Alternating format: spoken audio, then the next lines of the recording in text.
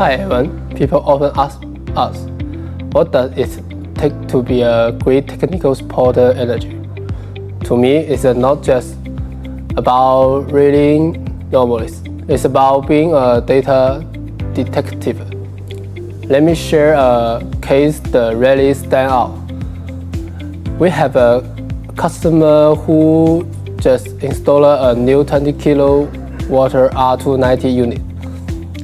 Everything looked perfect, but the machines keep stopping with a SO2 error, a water flow fluid. The customer was frustrated. They had to spend hours spilling air out of the piping and tracking every single value.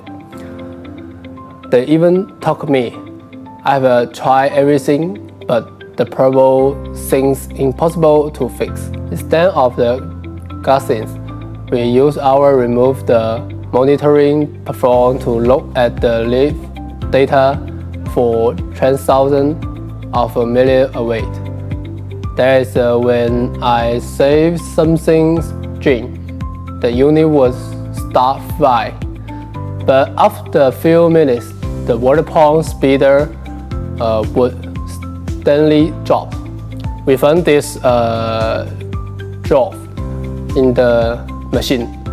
A specific feature called Delta T control was trying to save energy, but by slowing down the pump.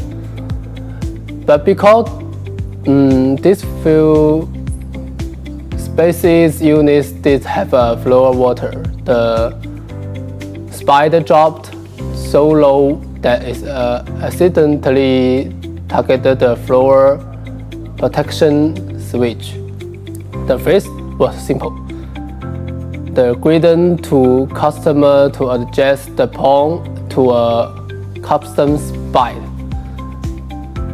Immediately, the system stabilizes the customer. Was stranger messaging me later to say the unit was finally running perfectly. Conclusions.